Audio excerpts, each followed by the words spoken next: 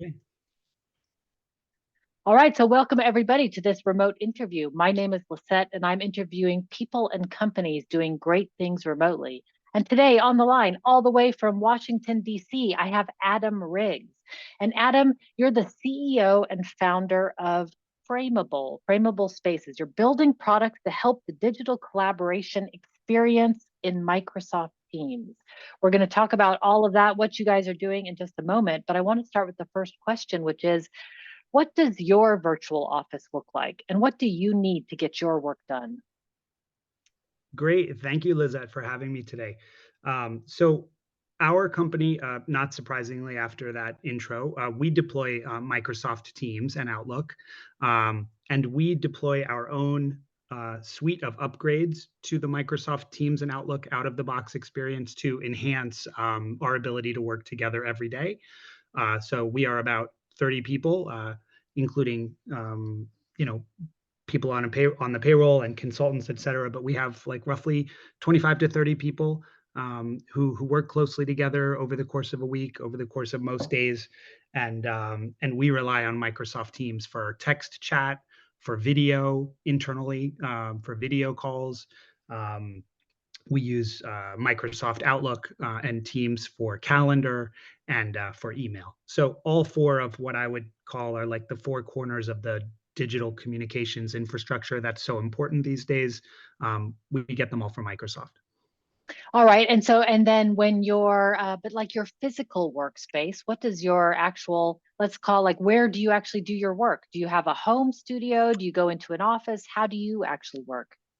Okay, so I have a room in my house that is my office. I have a laptop, which is my main computer, and I have an external keyboard and mouse that I connect to that laptop, which is on a stand.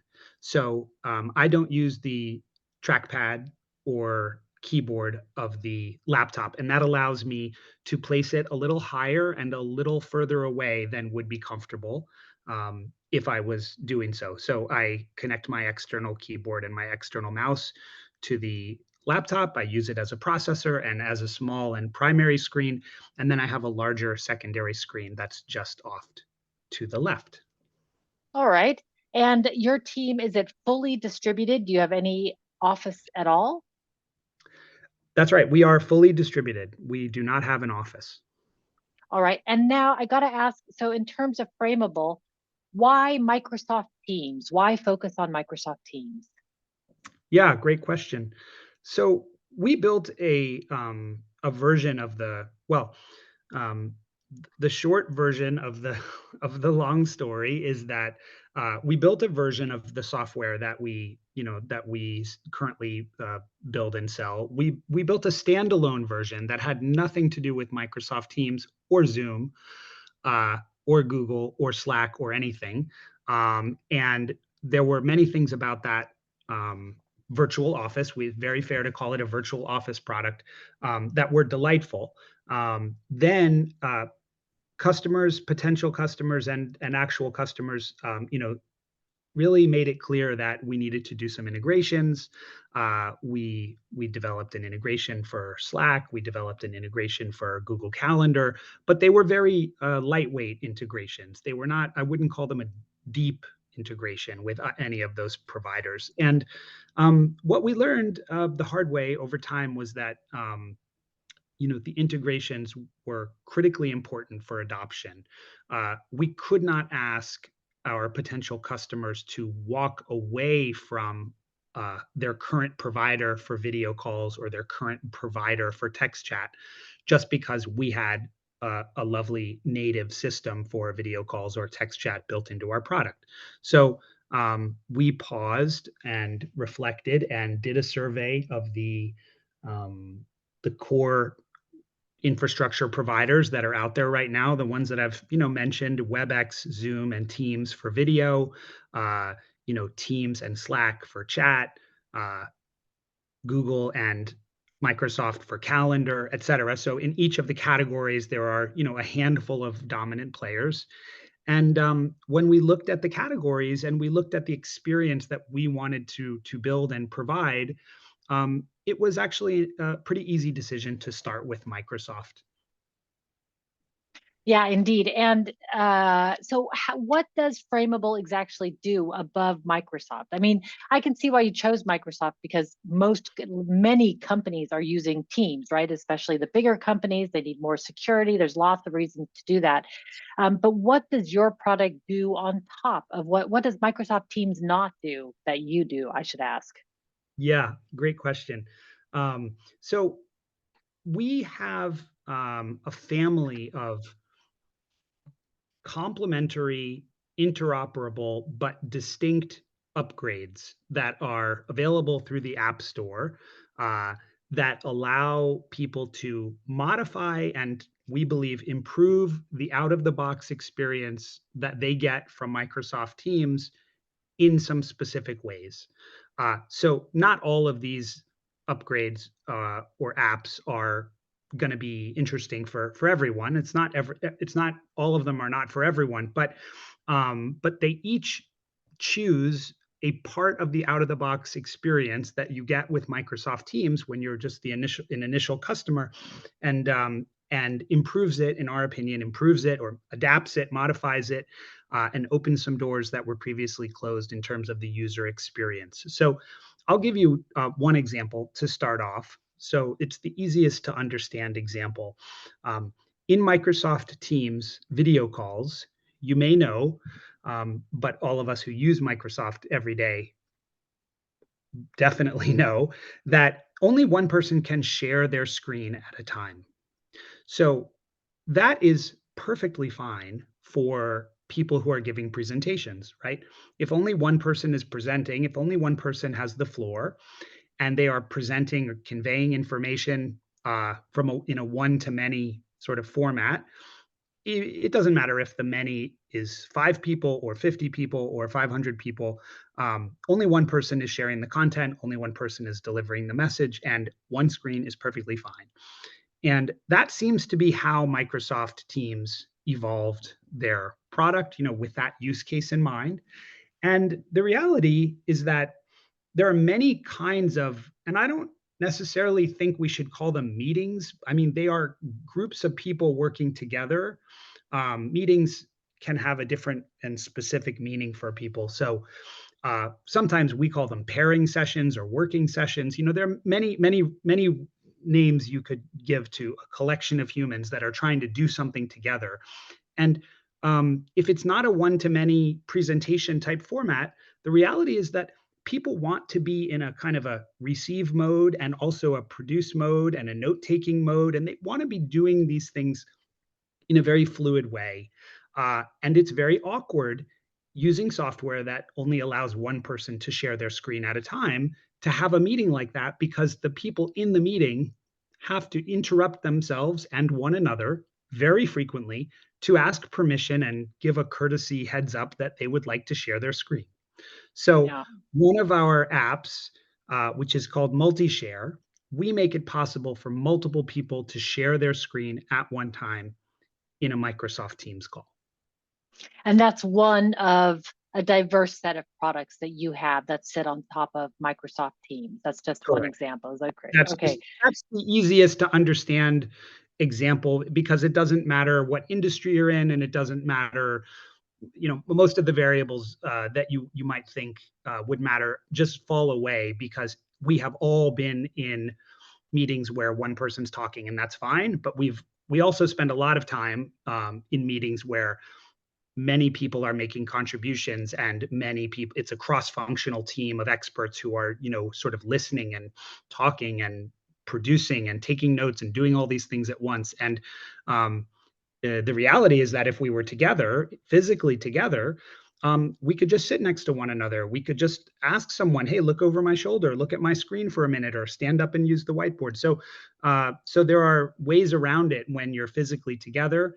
And what we're trying to do is just make it that easy to work collaboratively, effectively, to innovate effectively when we're not physically together. And this was one of the things we identified that was a blocker. Amazing how such a simple thing can slow a team down in immeasurable ways, right? It just makes things so clunky Like clunky is the word I think of when I think of like, can I stop sharing my screen? Okay, I want to stop sharing my screen. Okay, you're right. You have to interrupt, and maybe the people who are a little bit more introverted might not even dare to ask in some cases. Whereas if you could just Absolutely. show other people, yeah, I love that. I love that. So your team is all distributed. Why did you decide to set your team up like that? Well, it was it was easy, and it was an easy decision, and it really just has to do with, the answers that my answer to that question is the same answer that you read about in any article about this topic, in any paper these days, which is simply that, um, if you want to attract and retain the best talent, you just cannot require them to come to the one physical office you have, because what you're going to do is you're going to limit your search to only the talent that is both nearby and also willing to do that. Um, it's not 2019 anymore. I mean, if we want to say that COVID as a large scale medical emergency is over, I think that's fair. Um, 2019, COVID was not a large scale medical emergency, and the professional lives of people unfolded in a certain way. Then the COVID era came, and luckily has mostly gone. But we're not back to 2019 in terms of the way we work and our expectations about our relationship with our employer and our expectations about a balanced life, et cetera. So we just don't see, for us, that the trade-offs of having a physical office and insisting that we only hire people who are nearby and willing to commute to that office every day just don't make sense, for us. Right. And so, you and I were both, everybody's watching all of the return to office mandates happening all over, well, we'll say the globe, but you're in the US, so we're seeing you return to office mandates. What are your thoughts on why those are happening? I mean, Yeah, I mean, I think it's a I think it comes from a I mean, there are many explanations of why it's happening, and some of them are pretty cynical, like the boss, doesn't want to be at home anymore, or the boss has the shortest commute, so the boss thinks that, it's not that big a deal to ask people to commute. And probably for some companies and some bosses, those may be true. But I think most people who are managers or decision makers who are asking people to come back to the office are doing it because that's what they saw work for the majority of their career, and also because there are some things about being physically together that are hard to replicate with the current out of the box tool set. So things like what we were talking about, multi-share is one example, but there are many, many others where there are just small additional pieces of friction that you have to deal with if you're remote, and they do add up to a drag on certain kinds of work if you aren't really active about adapting your tool set, and not only using the tools but misusing them deliberately in order to achieve certain things that maybe they weren't designed to bring you as a user. Like, if you're not really putting an effort into that, and you're just sitting at home working through your calendar the way most people do, from one calendar meeting to the next calendar meeting to the next calendar meeting, if that's the way distributed work looks for your team, and then you, as the boss, think back to 2015, 2016, 2018, right. 2019, you think, wow, we used to we used to have more trust as a team. We used to have more esprit de corps. We used to feel closer to one another, and we used to um, just interact and collaborate in a different way. And it's harder to achieve that same level of collaboration and creativity at home because everyone's just working through their calendar. There are no serendipitous opportunities to interact, etc. So, um, I think it's rational. I think it's a rational request that reflects uh, failures in the toolbox. Yeah, and failures in the methods of working, I think. I mean, I think like when people say, oh, the productivity is going way down, or we're just not having the right team building or the sense of belonging. And then I just my initial thought is, my cynical thought is, well, you're doing it wrong. Because there's Yeah. hundreds of other companies out there that are making it work. So what are you doing? But okay, so that's my cynical answer. But let me ask about your team. What is something that your team struggles with in terms of the distributed workspace? You mean in terms of the tools and how they serve us and how we do our work every day? Yeah, well, not just the tools, although I am a tool junkie, so I definitely want to talk about that, but just like your ways of working, like as a remote team, as a distributed team, where does the friction enter your, because you've got a pretty sophisticated team, right? You guys are used to working remotely, and this is sort of like you sort of live and breathe this world, but yet Yes. there must be some challenges that remote throws into that. Well, there are challenges, but they all have antidotes and best practices for for mitigating the challenge. So one example would be, and I do see this as really a pretty widely accepted best practice for teams that are physically remote, is that no matter how good your toolbox is, um, you still will benefit from spending time in person together, even if you're not working when you do it. So many teams and many departments and sections of much larger companies will do this. They'll have offsites, they'll go on a trip together to somewhere nearby. It doesn't have to be a resort in a far off land. It can be just we're going to spend a few days in Chicago together. We're going to spend a few days in Pittsburgh together. We're going to spend a few days in Los Angeles together.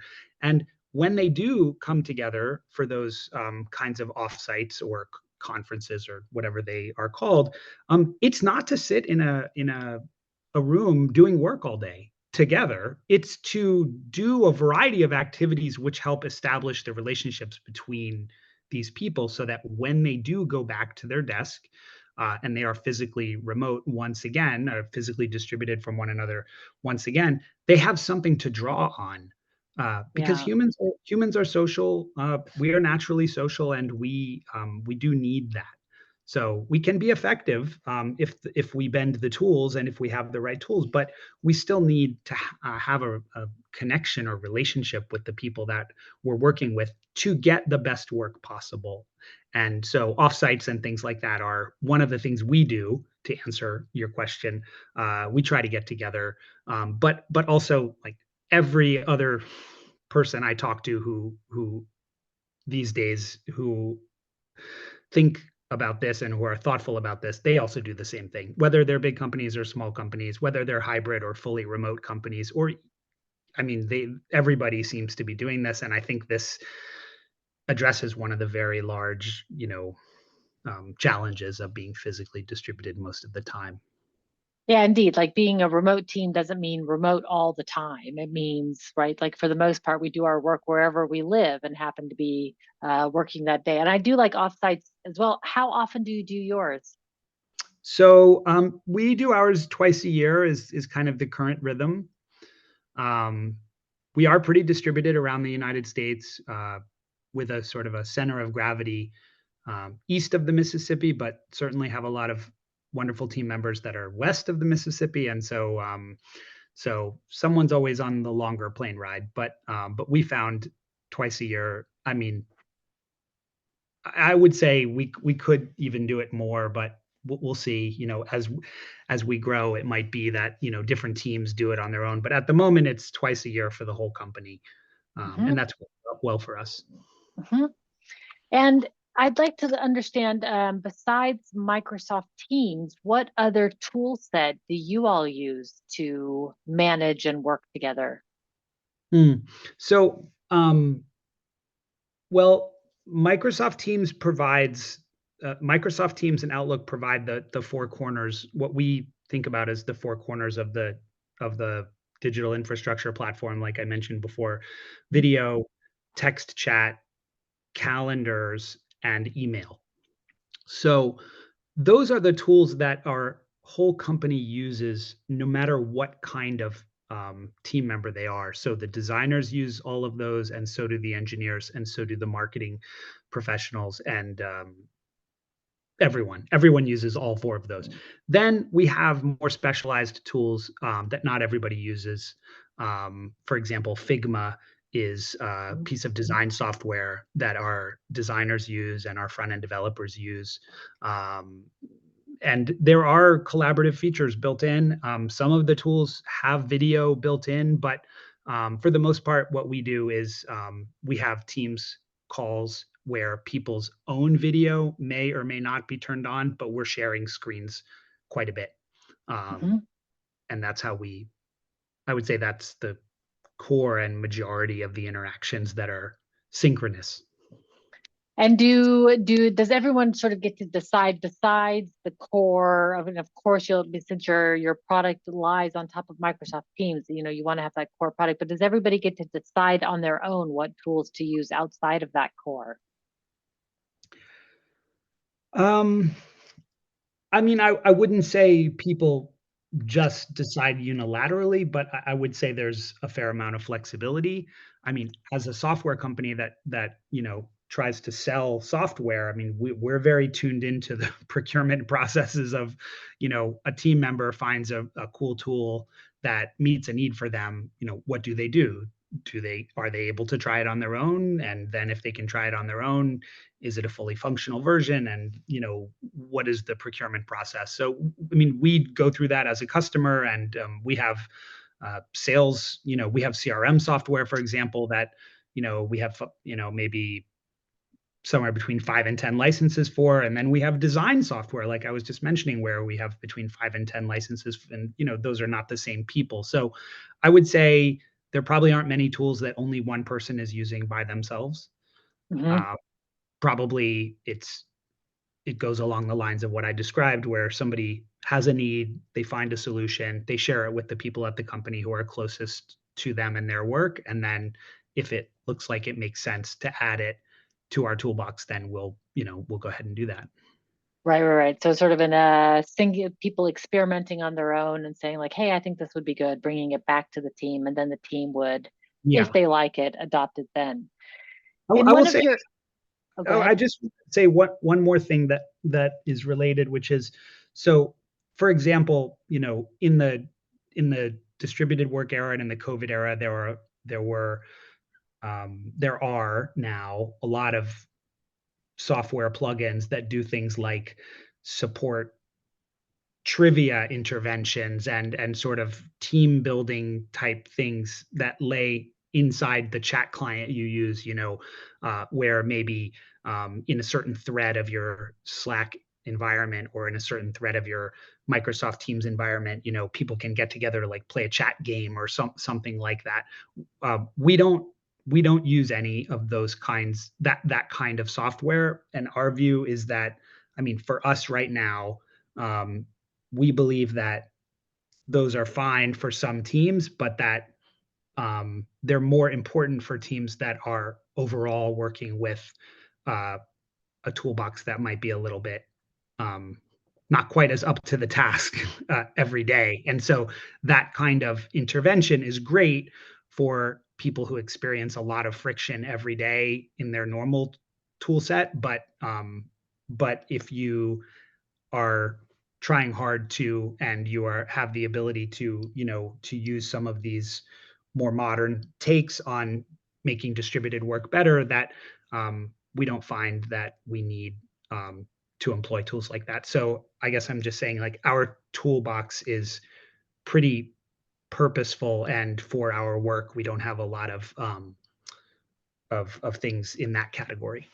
Right, the extraneous, the donuts and the like Yeah, the right, right. I mean, I don't want to call them extraneous, because I think for some teams they are quite important, but it's just our hypothesis that um, it's a good investment to focus on the tools that are being used every single day to do the core work.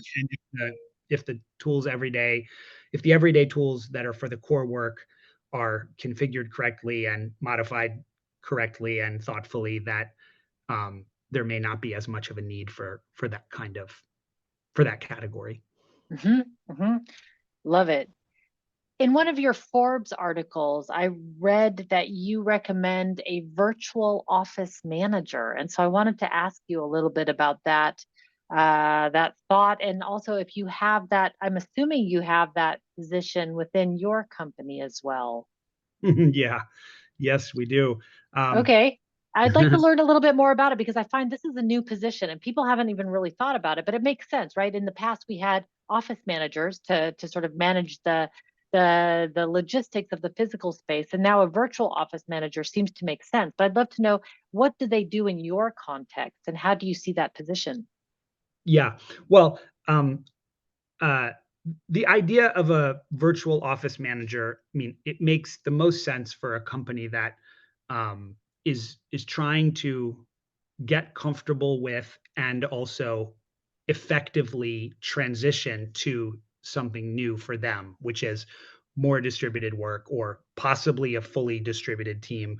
But even if it's not fully distributed, even if it's just a new sort of cemented hybrid agreement, like, okay, we're going to be 2 days a week remote, and now the person who's at our physical facility needs to learn some new tricks in order to make sure that, again, the esprit de corps and the really the like the delight and the teamwork and things like that are coming through when people are working from home, as much as they need to come through when people walk in the door um, to the physical office. So for us, we're not quite in that category because we've always been distributed.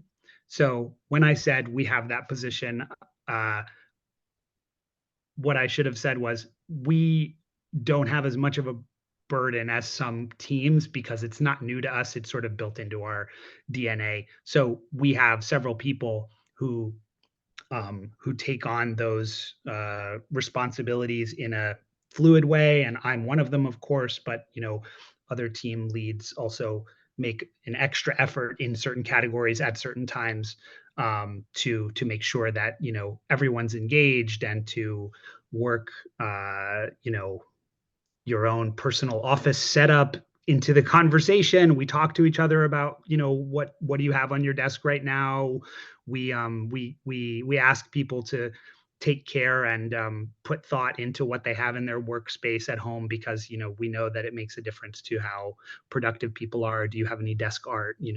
Hey, let me tell you about this new stand or this new mouse that I got. So we do it naturally, but I think the point of the article was that this is a legitimate uh, position description. Whether or not you distribute the position across many people, or you say, hey, this is actually just so new for us, I think we want to ask someone to dedicate 10 hours a week to it or dedicate 20 hours a week to it. I mean, it doesn't have to be a full-time commitment to make a big difference for a team that's moving in the direction of hybrid or more remote.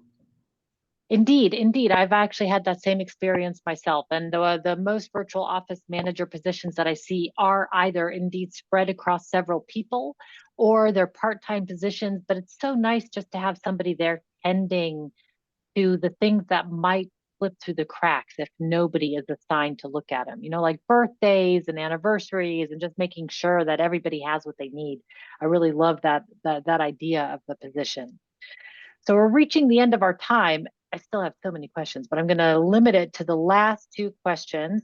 So one of them, I would say, for leaders who are just starting out, we saw productivity going down in 2022, and there's a lot of leaders that are sort of, they're wondering if this remote thing is really the way. What I would ask from you is, what advice would you give to leaders about creating a better team culture remotely? Mm. Well, I think the most important and first, hopefully, thing that people should do is just recognize that um, it can be win-win for the employee and the company. Um, to embrace a more flexible uh, schedule, to embrace a more flexible position on where people are working from because well, let's take a quick look at some of the research that is done by Nick Bloom out at Stanford. He found that people who do not commute on a given day save, on average, something like 65 to 70 minutes. 65 to Amazing. 70 minutes, reflecting the average commute time in the United States. And what's more interesting, actually, than the raw number is what they did with that time. They used almost exactly half that time to work more, and the rest they used for their personal health, their personal well-being, time with their family, exercise, cooking, things like that.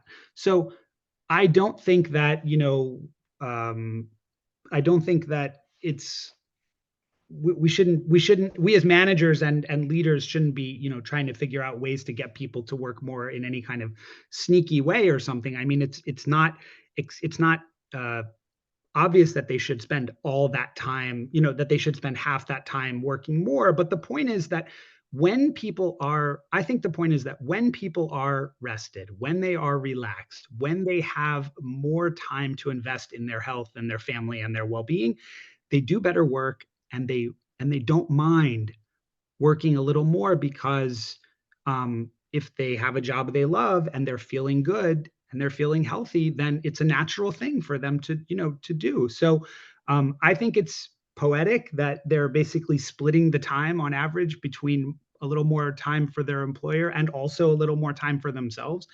I'm not going to say that all companies should be fully remote. I know that's not realistic. I know that that's not possible for a lot of jobs, but I just think recognizing that it can be win-win, and that an investment in the health of your employees and allowing the employees to invest in their own health comes back to you in the form of more creativity, more ability to, dig deep and to trust one another.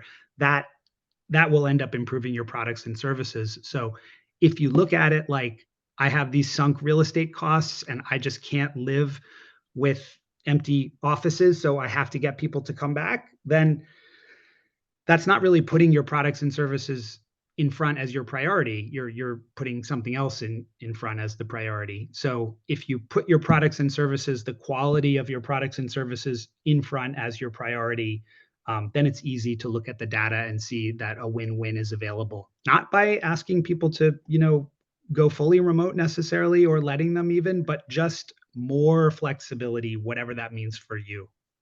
Indeed, that is indeed all people are looking for. It's not that people hate the office, it's that they hate the day prison, right? You don't want to be boxed into this weird schedule that doesn't make sense in 2023 and beyond, right? And I really love what you said. It's not 2019 anymore. It doesn't sound that far away, but actually, when you think back, a lot has happened between now and 2019. So indeed, so we time to evolve.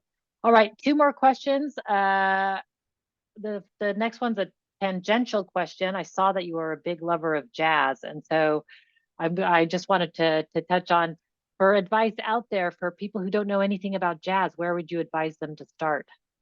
Oh, wow. I was not expecting that. Yeah, I'm sorry, I dug deep. I dug deep. I thought, ooh, a jazz lover. I've got to take the opportunity to like, who would you I start listening to if you just didn't know anything? Yeah, I am a lifelong jazz fan, not a musician, but a deep listener, I would say.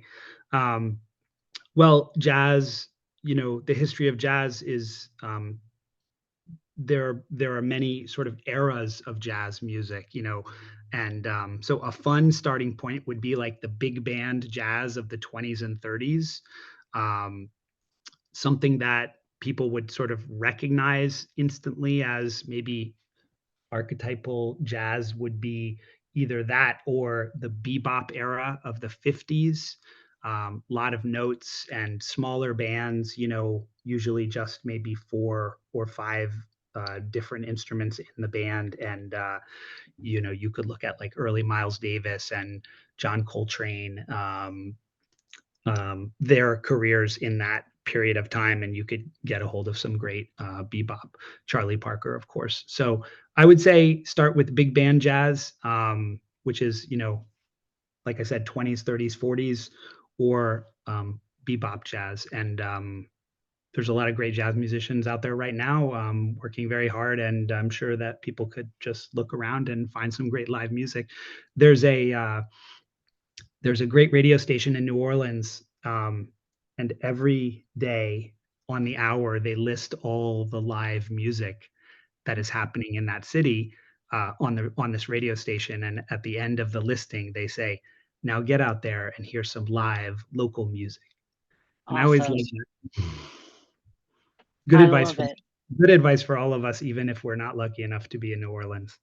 Indeed, your city, wherever you are, has lots of local bands who would love for you to come and see them. So indeed, I Absolutely. love that. Get out and listen to live music. I'm a big music fan myself, just not about jazz. So that was my curiosity there.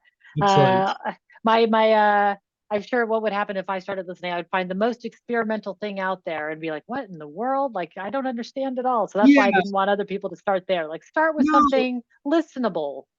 yeah, and then when you find things you like, you can look around locally at people who are maybe playing in that genre or playing in that style, and then that would be an exciting. But yeah, I agree there's a risk that if you just close your eyes and put your finger down on something that's nearby, you might end up not liking it. Um but there are other ways to guarantee success. So I would say, No matter I what, would it's always a fun night out, right? There's always a story there, even if it's the worst band you ever saw. I have some great ones there.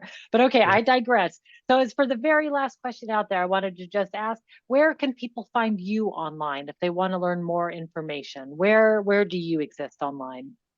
Yeah, so frameable.com is the company's website, and I'm also on LinkedIn. I'd love to hear from people. Um, I don't use Twitter. I guess we can't. I don't know if we call it that anymore. What is it Yeah. called now? Skitter. Yeah, I get Yeah. it. I don't use Twitter, so that's not a good way to get me. But LinkedIn messages are fantastic. Uh, Also owned by Microsoft, I'll point out. And excuse me, and otherwise just get in touch through the frameable.com website. And we're a tight team, and if somebody were to send a message to support or sales or something, and they just said they were trying to reach me, that would work. So um, I'd love to hear from people, and I really appreciate being on today. Great. And I'll add all of this to the show notes so that everybody has a very easy way of finding the information that for you. Adam, thank you so much for being here today and for all of your wisdom. I took copious notes here, and I look forward to sharing that in the show notes when the podcast comes out. Thank you so much. Well, thank you. It was a lot of fun. All right, everybody. Until next time, be powerful.